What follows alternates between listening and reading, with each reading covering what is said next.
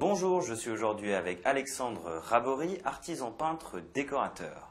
Il vous donne tous ses conseils pour bien redécorer votre intérieur. Alexandre vous explique maintenant comment réaliser un enduit stuc ton sur ton. Regardez bien. Pour réaliser le stuc ton sur ton, vous aurez besoin de plusieurs ingrédients, et notamment de l'enduit de lissage fin de préférence. Vous pouvez également prendre de l'enduit mixte, qui est aussi pratique mais plus long à sécher. De la couleur sous forme de pâte colorante, une lisseuse et un couteau à enduire.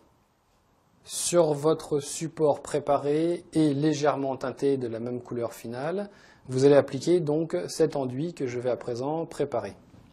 Pour cela, donc, vous aurez besoin de l'enduit de lissage, que vous prendrez donc en fonction de la surface totale à recouvrir.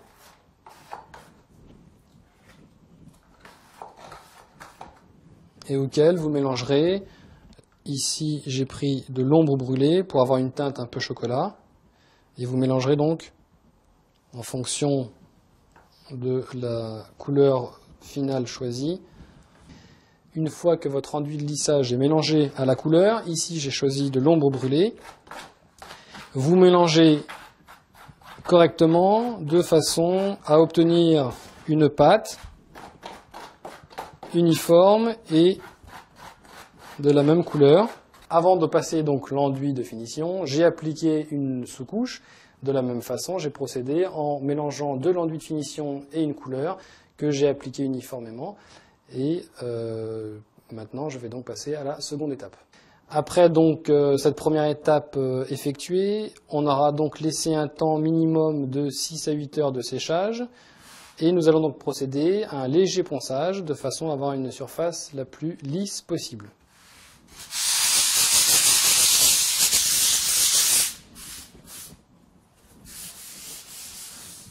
Une fois le ponçage effectué et que vous aurez bien nettoyé votre surface, vous allez pouvoir appliquer cet enduit ton sur ton.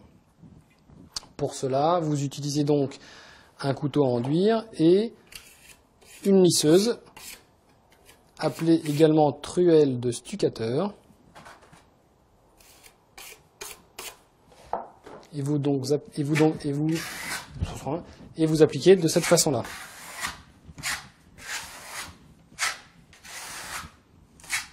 Donc tenez votre couteau de cette façon, pas trop fermé, l'angle en fait de la lame pas trop fermé, ni trop ouvert, de façon à ce que la pâte soit posée d'une façon la plus lisse possible.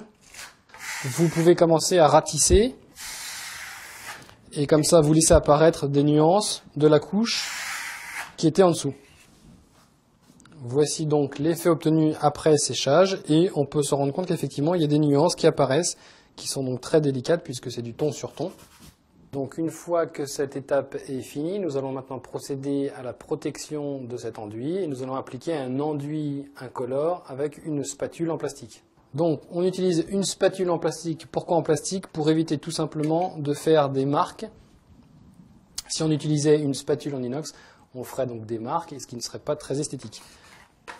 On applique donc cette cire avec une taloche en plastique, et on n'hésite pas à en mettre suffisamment pour que toute la surface soit recouverte. Procédez par mouvement ample et large, et là n'hésitez pas à revenir dessus.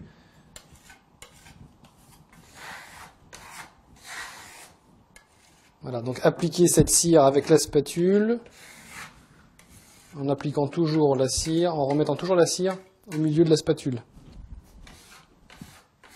À présent, la cire est posée, vous n'aurez plus qu'à attendre un temps de séchage d'environ une petite journée, et vous pourrez donc dès le lendemain procéder au lustrage avec un chiffon doux pour avoir une surface la plus brillante possible.